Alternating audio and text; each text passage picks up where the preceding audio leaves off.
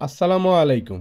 সকাল সকাল চলে আসলাম আমরা খামারে। এসে দেখি প্রতিদিনের ন্যায় প্রচুর নোংরা হয়ে আছে। খাবারের চারি এবং ফ্লোরে ঘাস গোবর একাকার হয়ে আছে। দেরি না করে লেগে গেলাম খামার পরিষ্কারে, কারণ প্রতিদিন খামারের সকালের প্রধান কাজই হচ্ছে এটা। যতই নোংরা হোক প্রতিদিন সকালে ধৈর্য সহকারে আপনার এই কাজটি করতেই হবে, এছাড়া কোনো উপায় নেই। খাবারের চারিগুলো পরিষ্কার করে উপরে নিচে থাকা ঘাস এবং গোবর পরিষ্কার করতে লাগলাম। তারপর বাছুর রাখার জায়গাটাও সুন্দর করে পরিষ্কার করে দিলাম। এখন ভিডিওতে যে দুটি গরু দেখতে পাচ্ছেন, সাদা এবং কালো, আজ এদেরকে আমরা কৃমির ওষুধ খাওয়াবো ইনশাআল্লাহ। আমরা মূলত খাবারের সাথে ট্যাবলেট গুঁড়ো করে খাওয়াবো এদেরকে।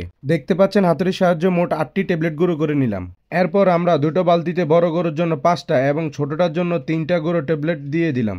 তারপর পানি দিয়ে ভালো করে গুলিয়ে গমের ভুসি মাখিয়ে গরুকে খেতে দিলাম। এটাই হচ্ছে সব থেকে সহজ উপায় গরুকে ট্যাবলেট খাওয়ানোর। কিন্তু সমস্যা যেটা হলো, ওষুধ মাখানো ভুসি আমাদের এই সাদা গরুটাই খাচ্ছে, কিন্তু কালোটা মুখ দিয়ে সরিয়ে নিচ্ছে। আমরা সাথে কিছু ভুসি অ্যাড করে দিই, তারপরও খাচ্ছে না দেখে চারিতে ওষুধ মাখানো খাবার ঢেলে দিই। তারপরেও কালো গরুটা কোনো মতেই খাবার খাচ্ছিল না, বারবার নাক দিয়ে সরিয়ে নিচ্ছে। অপরদিকে সাদা গরুটা ওষুধ মাখানো খাবার ভালোভাবেই খাচ্ছে আলহামদুলিল্লাহ। তারপর আমরা সিদ্ধান্ত নিলাম বাকি সবগুলো গরুকে ইঞ্জেকশন দিয়ে দিব অন্য কোনো দিন ইনশাআল্লাহ। এরপর আমরা সবগুলো গরুকে এক এক করে গোসল করিয়ে দিলাম, সাথে পুরো খামার সুন্দর করে ধুয়ে পরিষ্কার করে দিলাম। পরিষ্কার শেষে চলে গেলাম গরুগুলোর জন্য খড় আনতে, কারণ সামনেই শীতকাল। সেজন্য এখন থেকে সকালে পানির সাথে ভুসির পরিবর্তে শুধুমাত্র খড় খাওয়ানোর অভ্যাস তৈরি করছি।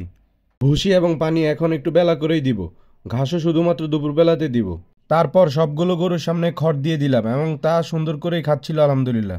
এরা খেতে থাকুক, এই ফাঁকে আমরা চলে আসলাম আমাদের একটি ঘাসের জমি দেখতে। এখন যে ঘাসের জমিটি দেখতে পাচ্ছেন, শীঘ্রই আমরা এই জমির ঘাস কাটা শুরু করব ইনশাল্লাহ। তারপর হাঁটতে হাঁটতে চলে আসলাম আরেকটি ঘাসের জমিতে, যেটাতে আমরা কিছুদিন আগে ঘাসের কাটিং লাগিয়েছি। ভিডিওতে কতটুকু বোঝা যাচ্ছে জানি না, তবে এগুলো একটু একটু করে বড় হচ্ছে। এই কাটিংগুলো আমরা তৈরি করে রেখেছি আরেকটি জমিতে লাগানোর জন্য। সে পর্যন্ত আমাদের জন্য দোয়া করবেন।